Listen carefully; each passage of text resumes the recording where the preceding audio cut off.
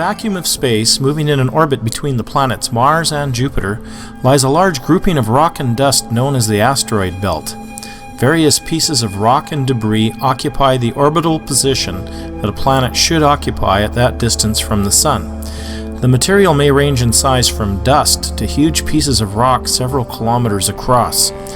Modern scientists speculate that at some time in the past a large planet once existed here, but to unknown causes exploded, leaving the fragmentary remains which are now observed. The Earth may also have some close encounters with pieces of rock and comets in its yearly journey around the Sun. One such asteroid is pictured here, being several hundred meters across, and has been discovered in the Earth's orbit. Scientists believe that the Earth may have a near encounter with this asteroid, called Apophis, around 2029, and again in 2036. Occasionally, some large pieces of rock strike the Earth, leaving huge craters such as this one in Arizona, which is almost 2 kilometers across.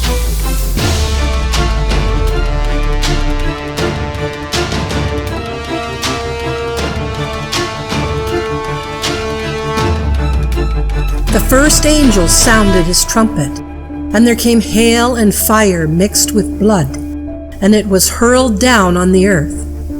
A third of the earth was burned up, a third of the trees were burned up, and all the green grass was burned up.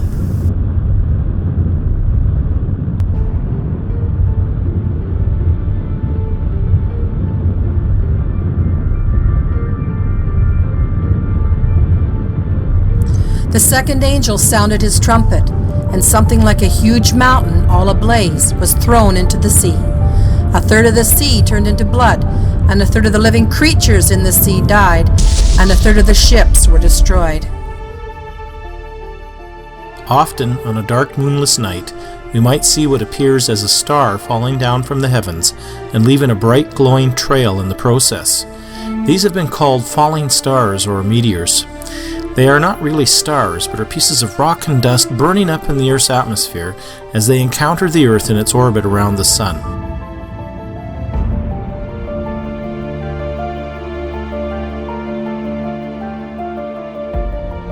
Occasionally, large pieces of rock and ice pass close enough to the Sun that the heat from the Sun vaporizes the icy debris, forming a large tail that may reach millions of miles in length in some cases.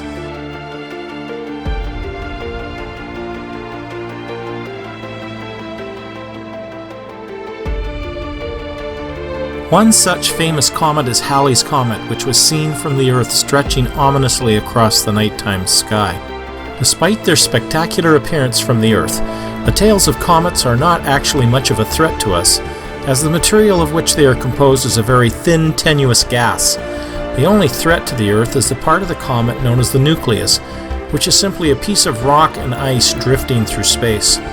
Some of these comets may have a nucleus as large as 20 or 30 kilometers in diameter.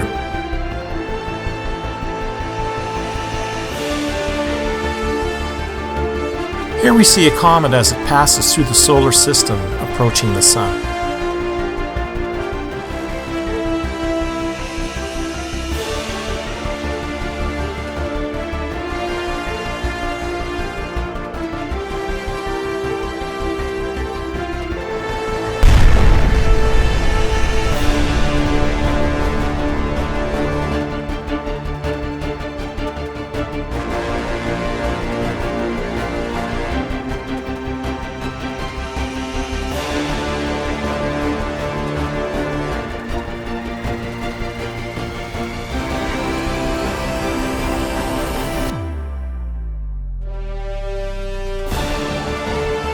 Rarely, one of these large comets may strike a planet.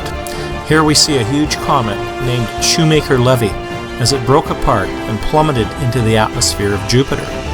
Some of the holes created in the upper atmosphere of Jupiter were larger than the Earth in size.